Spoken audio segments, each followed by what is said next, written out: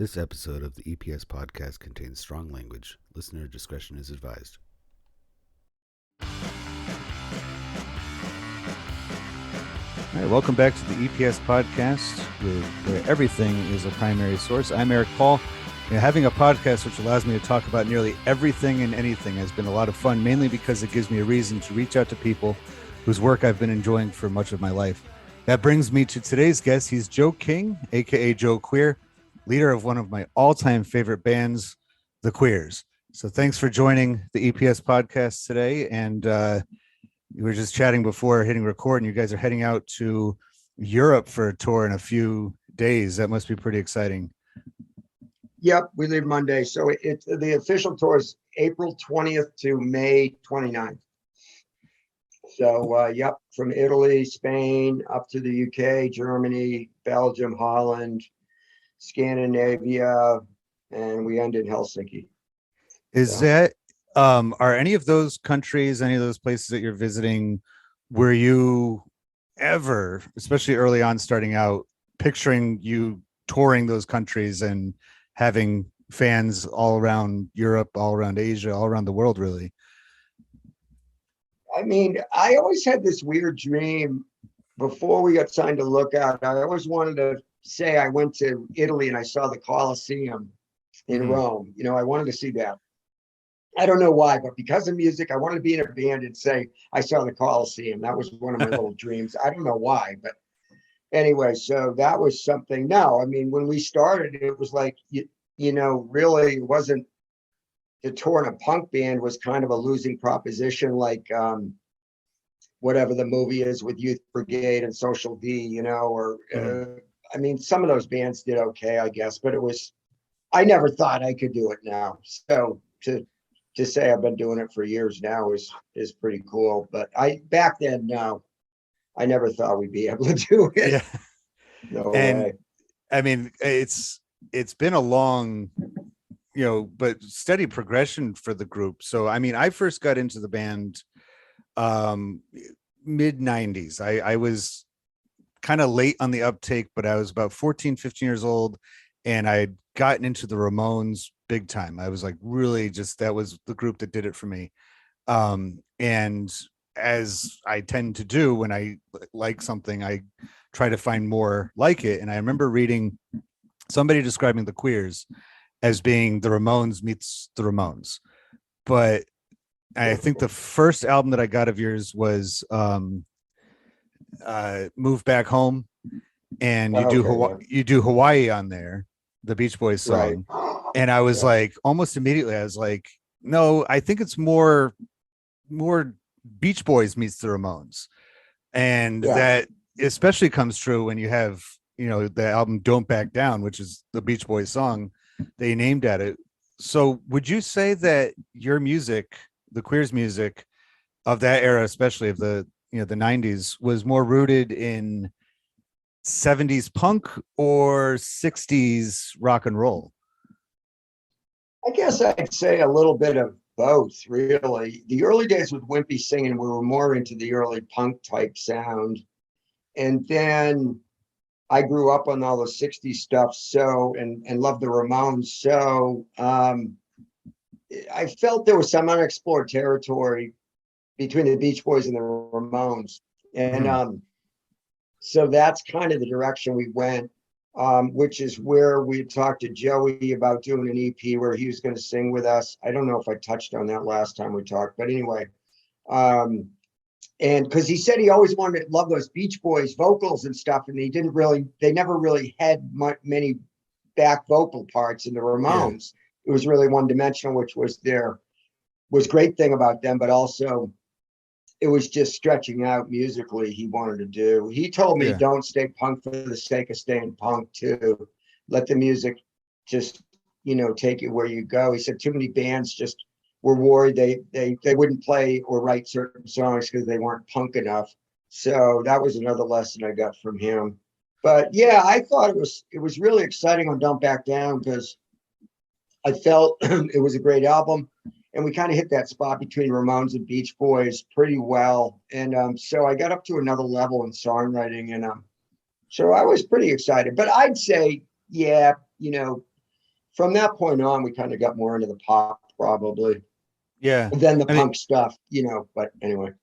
but I mean, I think, I mean, to make it sound like I know Joey like you did, but like I think Joey had it right on, where it's like just do the music and everything else, the attitude and the look will kind of follow with it. It's not about, because if you try to be just straight up punk rock, it's not gonna land. And I think about Yeah. I did another episode about end of the century, and after I was done recording it, I went back and I found a promo that Joey recorded for the radio, and he was, I mean, that guy was a student of the 60s. Like he was just like, that was Yeah. his music. And he was Yeah. so excited. You could hear in his voice, like, this is the album you're waiting for, Phil Spector producing. And because like, and I think a lot of fans of the band didn't really receive End of the Century very well because it is so wall of sound ish. It's so 60s.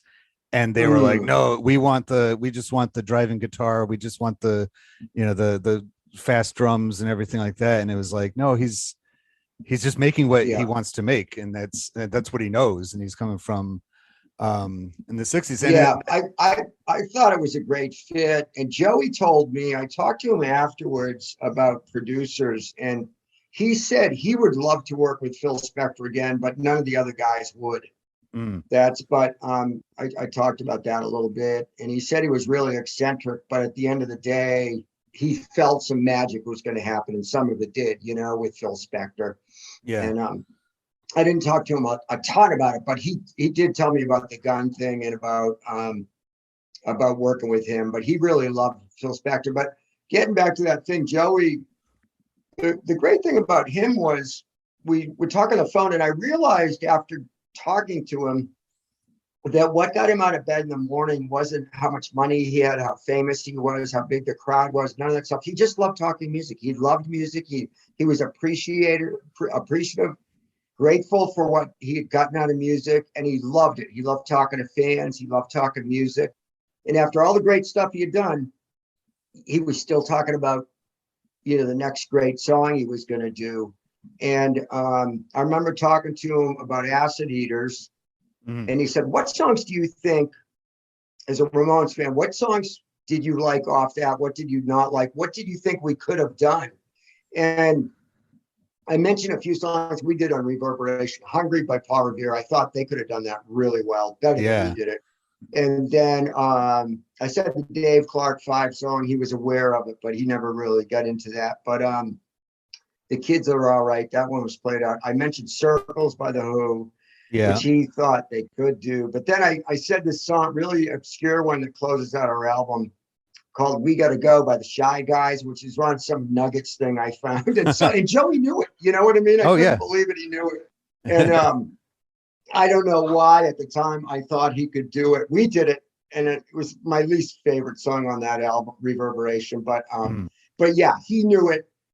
And so it was really cool. And but his solo album, he had asked me to work on songs for the solo album because he was real honest too.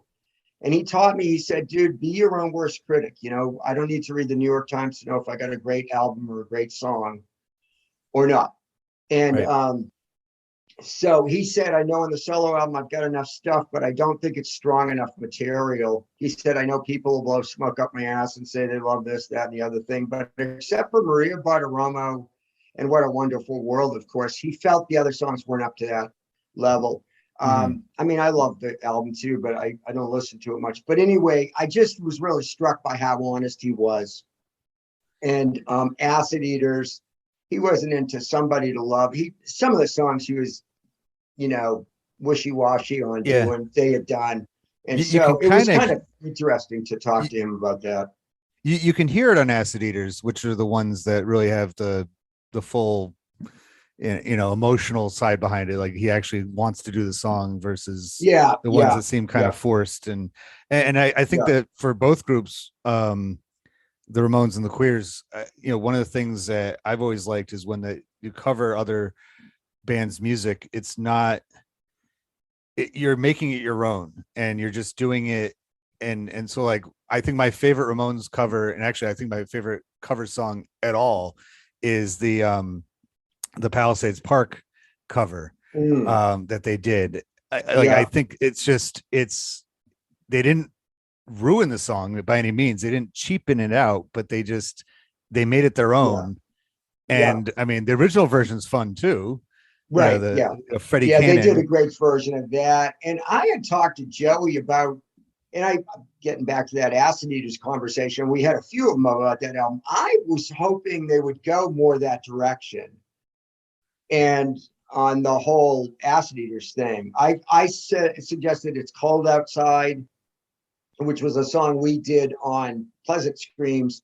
And so I had asked Joey, would you sing that song? And he had said yes. Then he got too sick to do it, of course. But anyway, I thought Palisades Park, It's Cold Outside, that song we did on Reverberation, Gas Money, that's kind of an old Jan, before Jan and Dean, Jan and Arnie song. But that one came out good. And the Ramones could have done that. And it would have been a little different, but people would have loved it.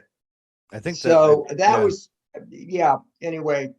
And then I had suggested him doing a solo album of other punk band songs, maybe do a Queer song, Weasel, Dickies, whatever, just, known and unknown bands, and have fun with the thing, because he had such a great voice, but which he thought was kind of a cool idea. But anyway, that was my thing. I just thought some of those songs, I think he agreed with it anyway, from what I remember talking to him about some of the songs. Yeah, you could tell by him singing he wasn't into them.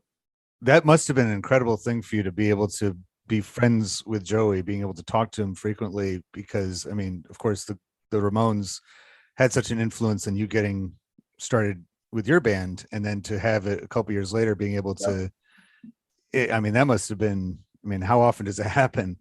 It was cool because he was a few years older than me, and at first I had to pinch myself, but then, we were getting a pretty good names, which he thought was great. He loved Deborah Jean.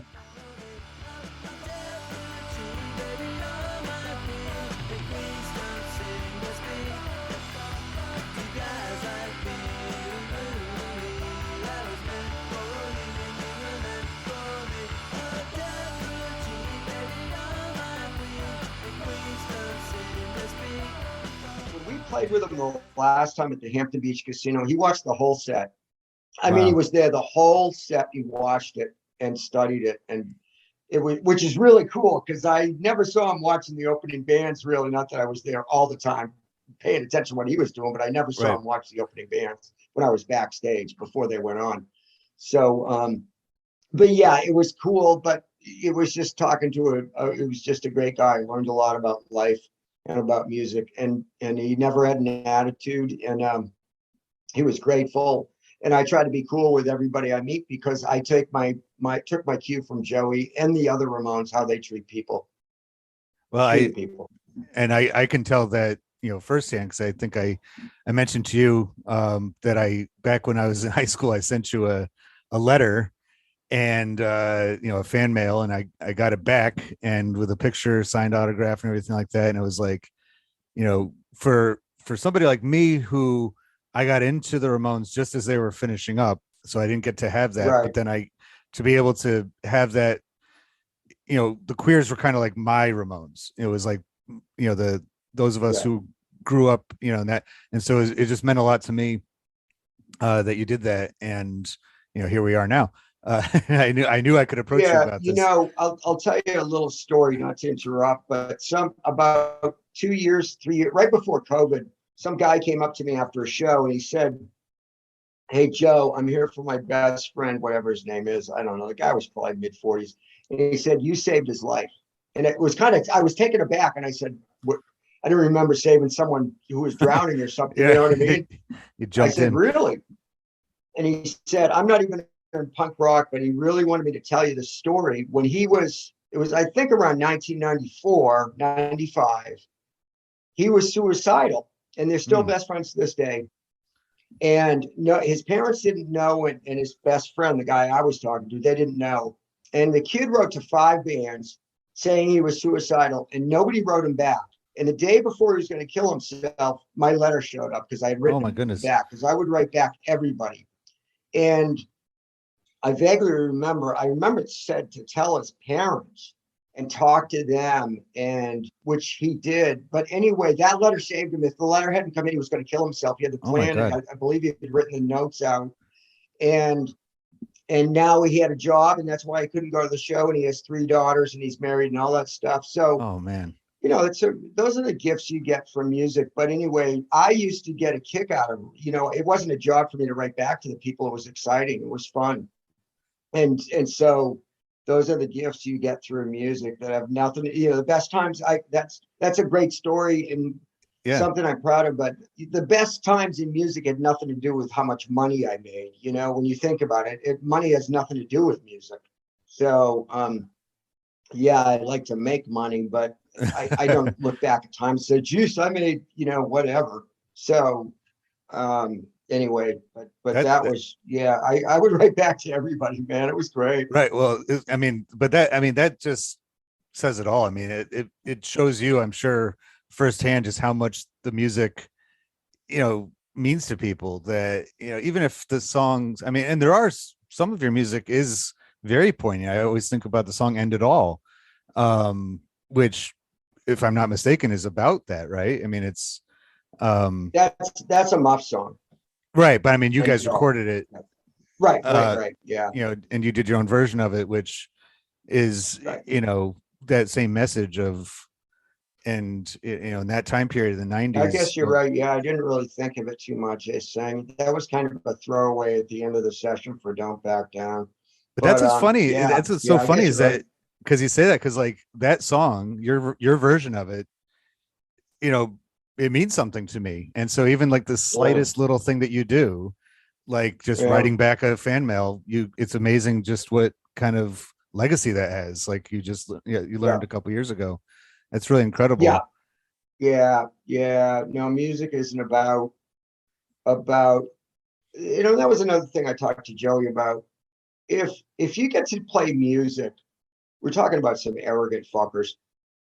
And if you get to play music and you're a bigger jerk after getting to do this incredible job and travel around and people cheer for you and you affect people's lives and all that great stuff, if you're a bigger jerk after doing that than you were before, then you might as well go manage a Taco Bell or you know what I mean, work in a Yeah. convenience store, because you haven't learned anything from the journey.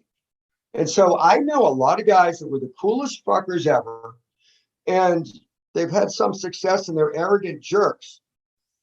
And I always think back to the Ramones and how Joey was gracious to everybody and grateful. And if you're grateful, you don't have time to be arrogant. So Yeah.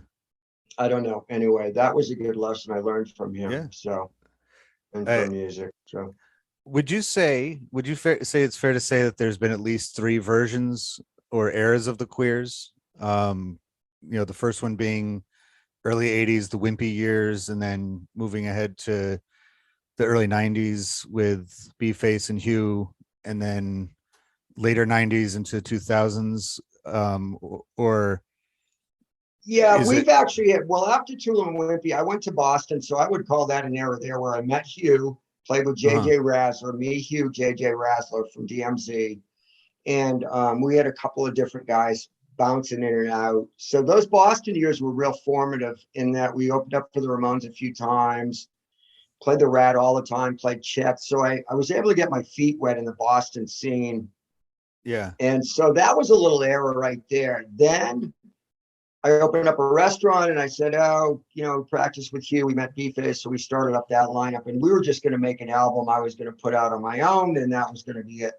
But we met Ben Weasel and got on Lookout, and here we are. So I'd say that late Boston one was real important to us. Then, of Mhm. course, me, Hugh, and B-Face. And then after that, I've had different guys. Dangerous Dave was there, Philip, Matt Yonker was there for a while, Salsa Man, Lurch, nobody. So, but I liked it.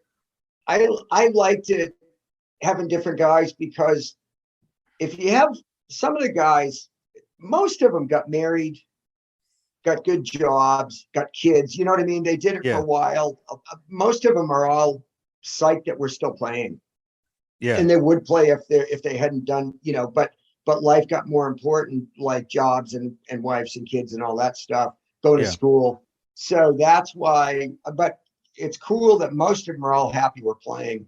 And so that was exciting because I had a few different guys, but if they got too burned out, we just move on to someone else. And everybody brought something different to the table.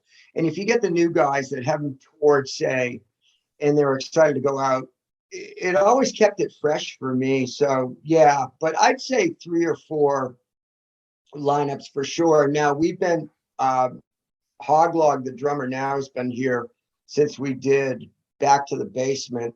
Oh, And he's okay. been here going on 8 or 9 years now, or 10 years or something. So, and this lineup, I think musically is the best we've had, because I think the last album, Save the World, was definitely one of our favorites, one of my favorites.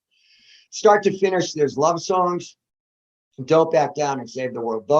The other ones I love, but a lot of them, but they have some dog songs on them. But those 3 albums, I love start to finish. I wouldn't change a thing about them. So, So like that nice chunk of time, early to mid 90s was like, I mean, because I remember when I was first getting into the band, I was living in northern New York, but my family we lived around in Seacoast, New Hampshire for most of the 80s, and we would come back for a vacation. I remember going to a music store in Portsmouth and having one of the guys there. He's like, "Oh, you like the Queers?" So I'm like, "Yeah, yeah, they're from here, right?" And he's like, "Yeah." And he said, "All right, the next album that you have to get is Love Songs, and then you gotta, because he was like kind of setting it up for me as far as the schedule of records I needed to get." And he was right. I mean, each one of those that you just listed off has its own. You can, like, as soon as the first chord comes on, you're like, "Yep, this is Love Songs," or "Yep, that's Don't Back Down." Just perfect.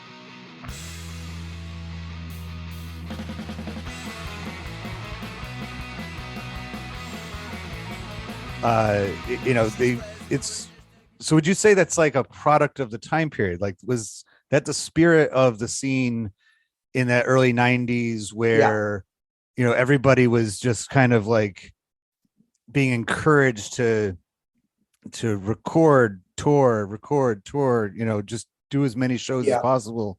yeah. That was the scene of this area, right?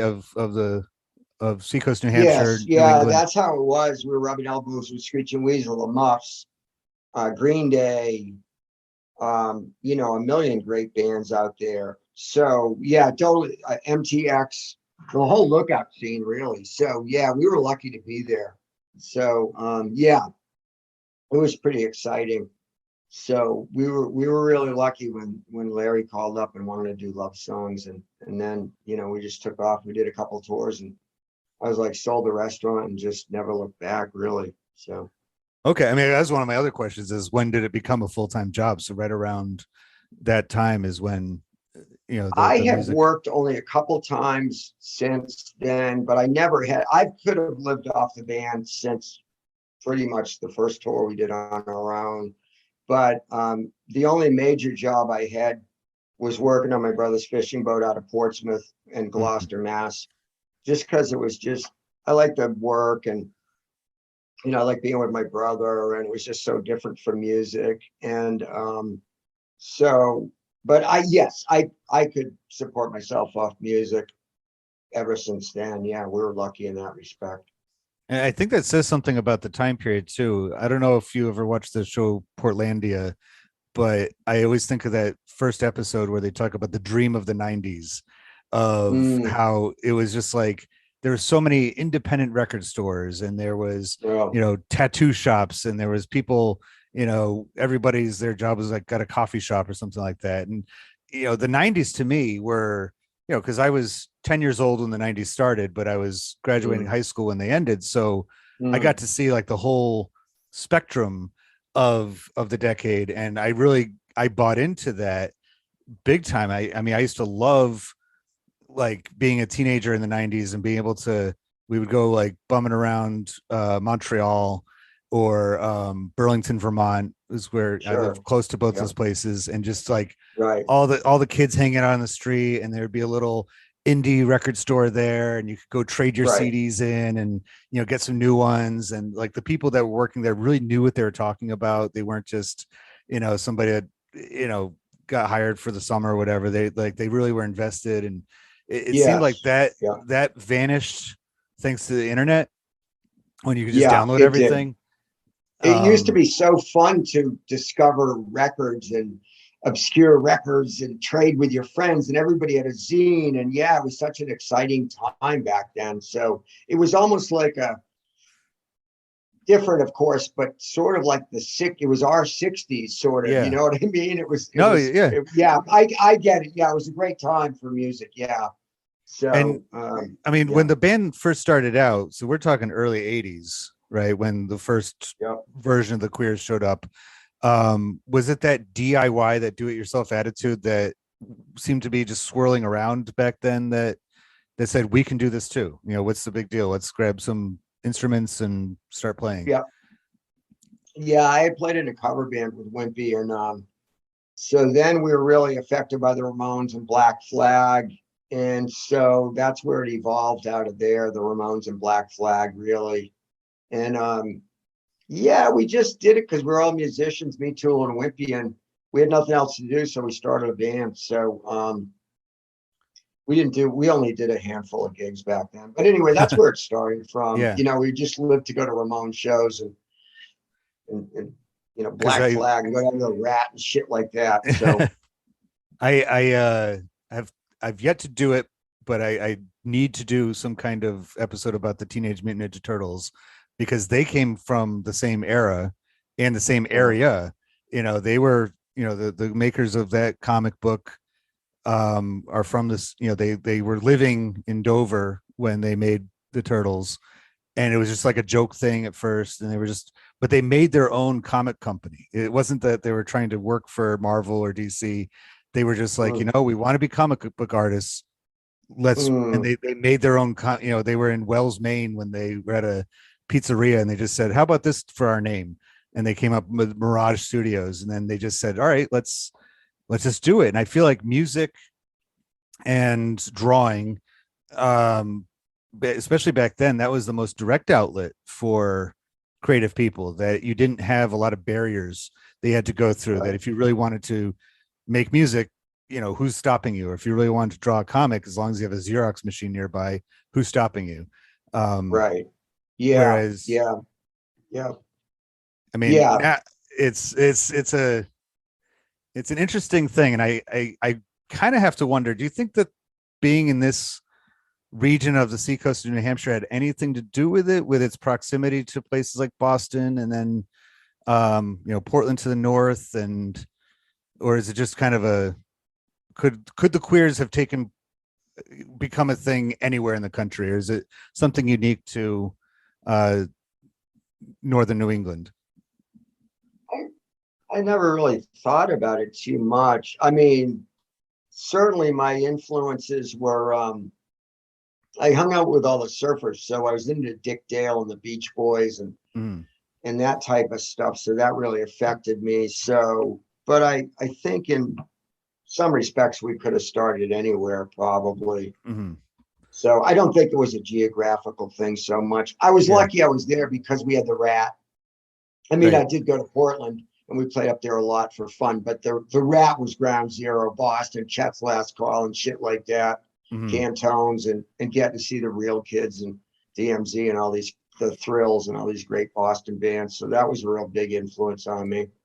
So, but anyway.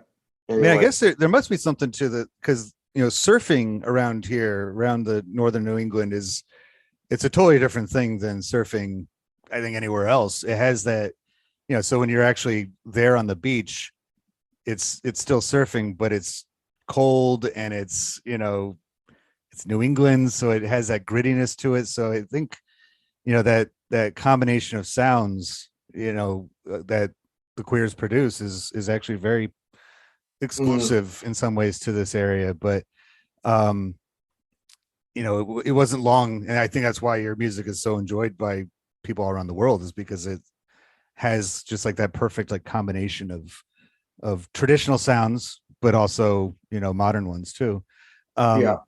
Would Yeah. so uh who, when you're writing a song or re-recording a song, who's your intended audience? Like, who are you thinking about when you're putting this stuff together? Because like I said, one of the reasons I always liked the group is because I felt like the songs, the topics, but for the most part, were pretty relatable type stuff. It was like Mm. regular, like the perspective of like a regular guy. It wasn't overly political or real like, tough guy like street music or something like that. It was just like, universal things that come up. Um, is that the group that you've always played to, do you think, when you make your own music? Yeah, it came out of the Ramones and the great punk bands back in the day. They were serious, but they got their point across through humor. And it was one of the great things punk taught me was to laugh at myself. Mm-hmm. And the Queers, yeah, I remember talking to Joey, and he said, we're talking about how he never talks on stage. And he goes, "What am I going to talk about? Politics? I don't know anything about politics." So we just keep playing. Yeah. So I kind of took a page out of his book there. And I getting, on that, I think it's pompous of people. The punk thing was like nobody was better. The band wasn't better than the audience. You were as good as the person next to you, and you were accepted, gay, straight, whatever. You were accepted, fat, thin. You were accepted, and Yeah. so I think it's pompous to get on stage and tell the audience who to vote for and all that shit. But anyway, yeah, I just start with the with song titles, and I always envision them on the back. If I'm picking up an album in a record store, I envision looking at the back cover and seeing the song titles there. Mm-hmm. And I remember I wanted to do a Beach Boys type song that they could record on Pet Sounds, and so I did that song on Monkey Brain. I think she's starting to like me. Uh-huh. Because I said I could see that title on the back of Pet Sounds. They could have done a song, I think she's starting to like me, or on Today, which is Yeah. really my favorite Beach Boys album.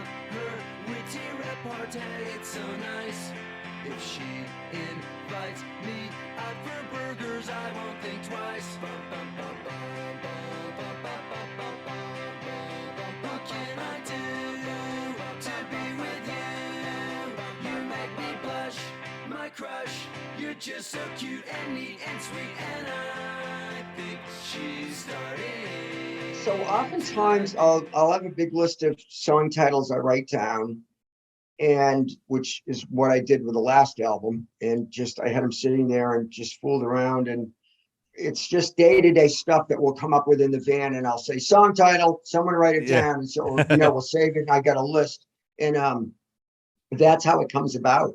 So really just stuff we can relate to, but also that self-deprecating humor and being able to laugh at yourself. That's kind of where we're coming from. So No, I mean, but I never really, it's not a conscious thing to, write a certain direction or whatever. It's just, these are the group of songs that come out of me and what I'm into. So it's kind of weird, but I didn't really direct it. I did somewhat on Save the World. I kind of wanted to do a follow-up album to Love Songs.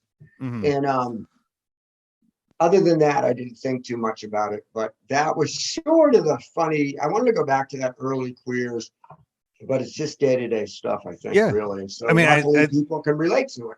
and that's why I think your crowd is so diverse, and that there's so many people that just, and that's what I always also liked about the image of the group too, is it's not, big pink mohawks and, giant boots and stuff like that, which, some people like to dress like that, but I always liked how the Queers were just ball caps and t-shirts and jeans and, Chuck Taylors. It was just very like, it looks like you literally walked off the, on your way home from work, and you're like, oh, let's play a show, and let's just do our thing.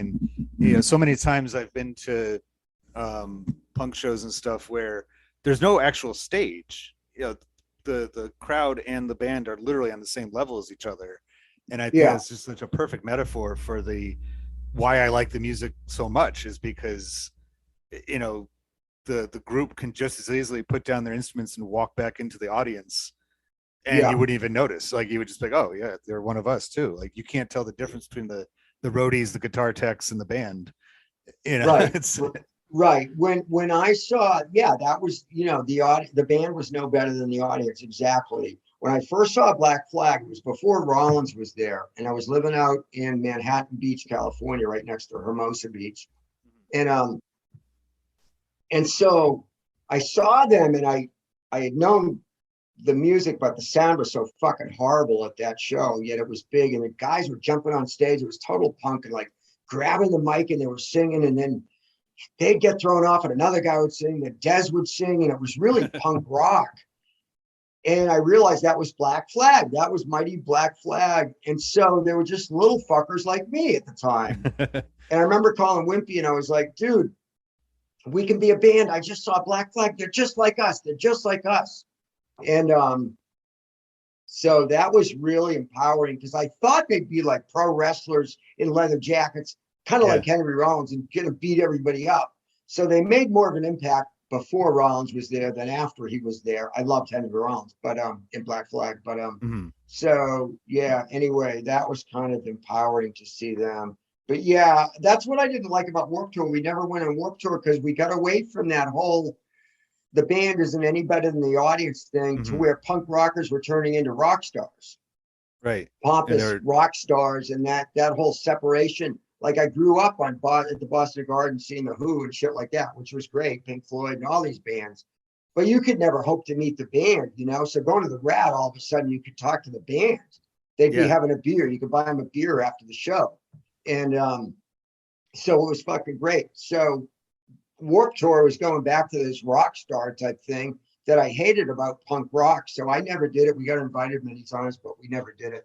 So I didn't think we were, a lot of my friends did it. I'm sure we would have fun. I didn't think we were too good for it, but I just, I grew up on Black Flag and the DKs and shit like that. And I just wasn't into the whole rock star appearance of that shit. It's kind of funny. Just about 10 years ago, I saw the reformed Misfits, or Jerry Olney's version of the Misfits, and they were playing, and that's when Dez was playing guitar for them. And it was in this like hotel ballroom thing in Lynn, Massachusetts. It was the weirdest setting for a show like that. And in Lynn, Massachusetts, really? Yeah. Wow. Or it was like it was like this state-of-the-art hotel with like a indoor water park and stuff in it.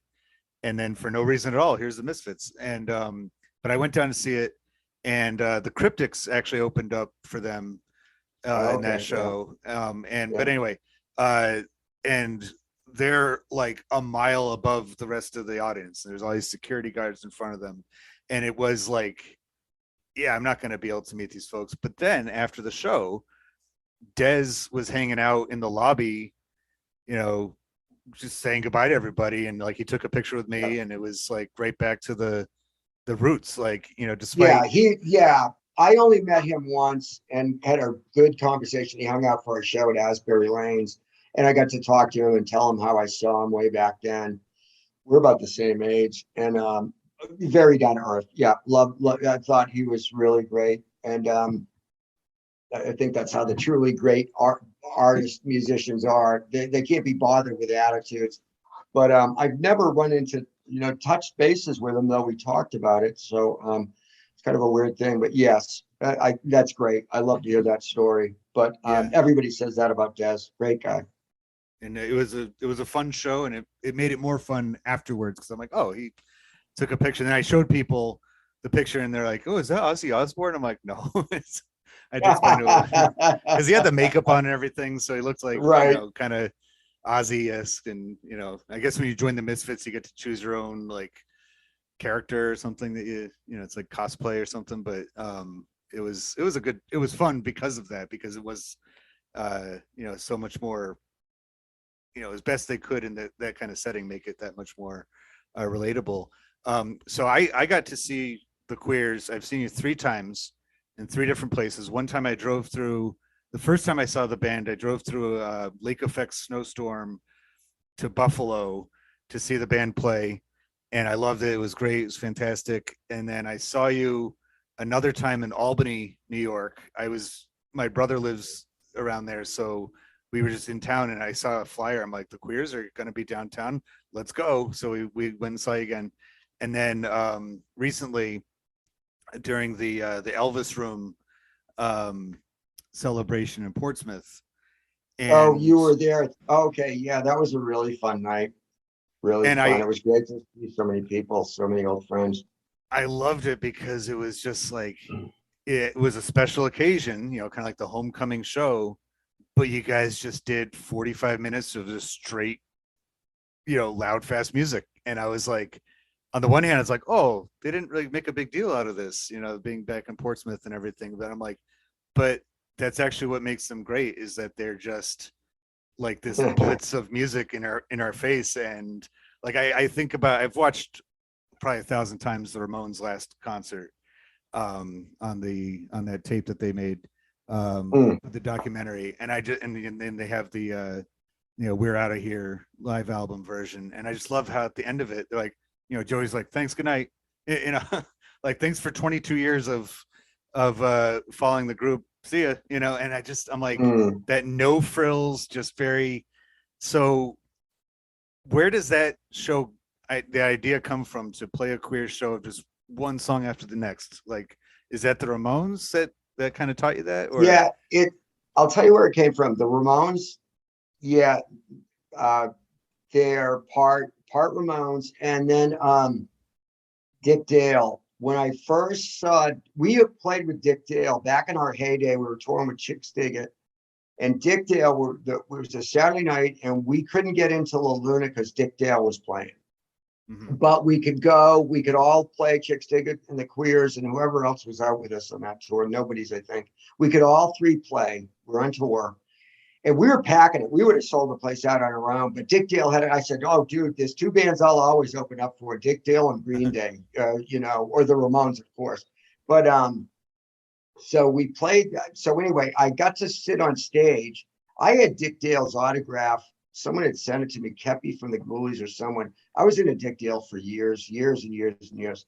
But anyway, so we got to sit on stage and watch Dick Dale. And I realized they didn't have a set list.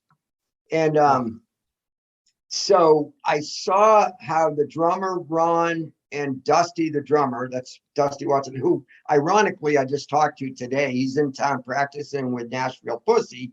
And so filling in for their drummer. And so he actually played with us a little bit, but he was Dick Dale's drummer for a long time, Agent Orange, and among many others. And so I watched, they didn't have a set list. And I was like, I thought it was so cool. And he said some nights Dick will do Jumpin' Jack Flash and Smoke on the Water, and others he'll do Miserlou and Pipeline, and he just never knows. And it's just this stream of consciousness. And I thought it was so cool. And so I always wanted to do that. So once we get going on the tour, we don't have a set list. We might start out if we got a new bass player, but we don't use a set list. We just know, I'll tell the guys, okay, if we start this song, we'll do the next 5. So we kind of know these little blocks.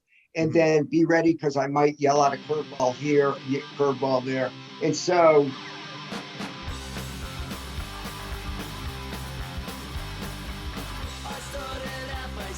we look a lot smarter than we are, but that came from Dick Dale and the Ramones to just keep going, bang, bang, bang, one into another. And I think it's the total punk thing. When we played Rebellion Fest, we brought the house down. Punk Rock Bowling, we killed it last year. And because most of the punk rockers that are my age, they get up there and they talk for 5 minutes in between every fucking song. And so that's another reason I don't want to talk about politics and bore people, but I just like it. A lot of my friends do it too, but it's like, I just want to keep going. And listen, when I would go to punk shows, I didn't want to see the band play for 58 minutes. Right. I wanted to fucking, talk to my friends. I'd worked all week, try to meet chicks. So we let the crowd, corny as it sounds, we let the crowd kind of dictate how far we're going. We'll do like 38 minutes. If they're into it, we'll fucking do, we kind of feel it out. But so many bands will go like 53 minutes. They've got the same set and they don't, we'll take songs out, we'll add stuff, and it keeps it fresh, but the crowd kind of dictates where we go. And so we never wear out our welcome. Like when we were playing with Wimpy, he would write out this list of like 20 songs. And I go, Jack, we've got to play like 7. And then if the crowd wants more, we'll come back with 3 or 2 or something like that. And we have more impact on a shorter set. I tell that to young bands all the time, dude, play 25 minutes. That's what Joey told me. We opened up for them. I don't know. Did I tell you that story? The last time where we opened up for the Ramones, we were fucking horrible. And it was about 3,000 or 4,000 people. We'd never played in front of 400. Good God. We were horrible. And Joey, we played so long, they had to send a roadie. If they hadn't sent a roadie out to take us off, we'd still be playing. Oh, wow. And we didn't know what we were doing. And Joey took me aside and he said, when you open up for bands, people are there to see the headlining band. So just play your best songs for 22 minutes and get off stage. You make more of an impact. You'll make a few fans and people will sit up and pay attention. And plus, he said, most bands only have 1 or 2 good songs anyway. So why play longer than 22 minutes? And I never forgot that. And I tell young bands, play 25 minutes. Just get up there. We're so-and-so and bang through the set. Whatever you do, don't say, how are you tonight? Yeah. Or this is a new song, or this is off our 7. Fuck that shit. Just keep going. Thank you. We'll be at the merch table. And it keeps the show going because nobody wants the Dickies. They play pretty short. The Dwarves, definitely, they play short. We play, I don't think people want to sit around and watch bands play that long. I mean, I was thinking about it today. There's some groups out there that one song is longer than a Queer set. Like they just keep playing their song, and I'm like, I think about it. I remember reading a Johnny Ramone quote, and he was saying, his mindset was people got things to do. They have places to be. They don't want to be hung up watching a concert all night long. So you just go to the show, you get your 40 minutes of music, and then just continue on with your day. It's that's right. Yeah, people, right, exactly. And I think we people enjoy it more if we play shorter. And I always joke it's 32 minutes or 32 songs, whatever comes first with the Queers in our set. So, but anyway, yeah. But we kind of, if the crowd's really going bonkers, hell yeah, we'll play. But we don't wear out our welcome. So that's how we do it. I tell bands all the time. I said, hey, listen, take some songs out of your fucking set. You're playing too long. Let the crowd earn that song or ask for it. But if you stick to the same set every fucking night, it's just without being able to drop songs or add songs and stuff. It doesn't work. So anyway, from Dick Dale and the Ramones, that's how we got it. So that, and I remember even because I actually credit you guys, with getting me back into the Beach Boys. Like when I was a little kid, we'd listen to Beach Boys and it was great. Loved it, because it's, fun music for kids and stuff. But when I started getting into the Queers and hearing your versions of the songs and stuff like that, I was like, oh, okay, it's cool to like the Beach Boys again. I like, and then I remember seeing them on TV. It was like an Austin City Limits thing or something, and they just did the same thing, bang, bang, bang, bang, bang. And then when I realized it was the Beach Boys band that I saw a couple times in different settings, and the same thing. They would just do like 20 songs in a row. And one song better than the next. I'm like, this is what rock and roll is supposed to be. It's not meant to be, wandering around the stage and talking about this and that and the other. It's supposed to be just like, you're here to have fun and to dance to our music. So here it is. And, so that all tied together. A couple of years ago, I saw Brian Wilson. He came to New Hampshire for his Pet Sounds tour. And I wore a Ramones shirt to that concert. And people are kind of looking at me funny, like, oh, Ramones, I'm like, they are the same group. They're cut from the same cloth anyway. They're definitely punk rock. When we first heard them, I thought punk rock Beach Boys. That was the first thing I thought of when I heard the Ramones. So that's pretty cool. Yeah, for sure. Hey, listen, remember Dick Clark's Caravan of Stars? They would get all these, these acts to go out and they would play for 20 minutes each. Mm-hmm. They'd have all these bands, Bobby Rydell, Bobby Dick, all the Motown. Yeah, they'd all pack onto these cheap buses and they do all these tours, but they play for 20 minutes. So that's how it was. It was great. It keeps the show moving too. So nobody wants to see a punk band play 53 minutes.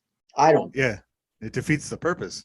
It kind of goes. It's counterintuitive to the kind of thing. But I likewise don't want to overstay my welcome talking to you. So I really appreciate this opportunity. And you mentioned a little bit before, if there's one album of all the Queer's catalog that you think represents the band the best? That if somebody's going to start with any of your records, which would it be? I would almost say Save the World, because I know it's, people like Move Back Home and all that stuff, but the true punk fans, they kind of said, and they were right, that true Queers fans, they get it, in that it's kind of to me, a melting pot of all our influences. We got fast ones, we got slow ones, we got great pop ones, I think. We got the 60s thing. And I'm really proud of that album. And I would almost start there. I think Love Songs is great, but it's a little one-sided. Don't Back Down's great. It would be one of those Love Songs, Don't Back Down, or the new one, but I almost think the new one. I'm really proud of that. I will say, when I sat down, I hadn't written any songs in a few years, and I sat down here in the studio, and I had my guitar and I plugged it in and everything, and I sat here and I said, I don't have one fucking idea. And I said this prayer to Joey. I said, Joey, if you're up there, get Dee Dee and throw me a bone, because I don't have anything. So I need some help. And then, I don't know, the prayer was answered. Then all of a sudden I came up with one song, and then another, and then this and that. And I was like, damn, man. And so that I kind of, I don't know if I told you this in the last time, I kind of pretended. I did most of the album myself because of COVID. I couldn't get the guys to come up, and everybody thought it was like stage 4 cancer with a bubonic plague if you got COVID. Yeah. So I pretended I was recording on Joey's solo album, and he was in the room, and I was having if he was there, how would I play? I'd be fucking minding my P's and Q's and doing my fucking parts correctly and really busting ass. So I kind of kept that mindset. And same with writing the song. So it's funny how that came up, but I almost think that would be a great place to start, because I think that album has it all. Certain one of those, Don't Back Down, Love Songs, or the new one. But for the true Queers fans, it's really a melting pot, Save the World, of all our influences.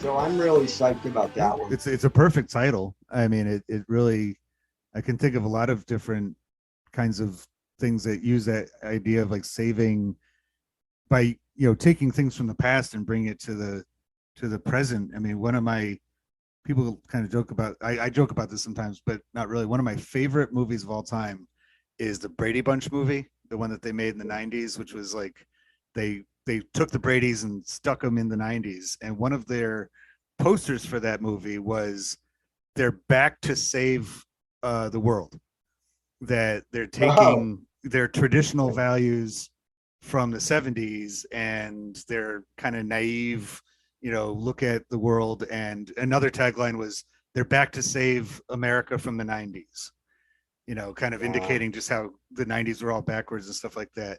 So I think that's a perfectly valid choice to not only call your album that by having a mix of so many different kinds of music, but yeah, we did an interview, and the guy said, "Oh, a new Queers album." I said, "Oh, I was recording it," and he said, "That's going to save the world," and that's where I got it from. So I thought, fuck it. So let's use that. Yeah, no, it works.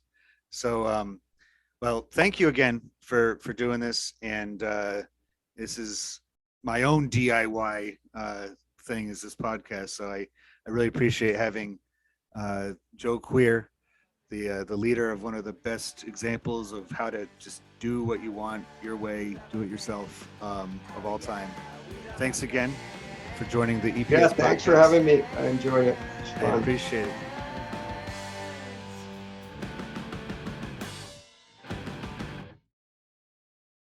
I hope you enjoyed listening to this podcast almost as much as I enjoyed making it. Please like, subscribe, and otherwise follow the show to hear future episodes. Back episodes can be found at epspodcast.club or wherever you get your podcasts. The EPS podcast can be found on social media, including Instagram and Facebook. If you'd like to support the show, please visit patreon.com/EPS podcast. Join me next time on the EPS podcast, where everything is a primary source.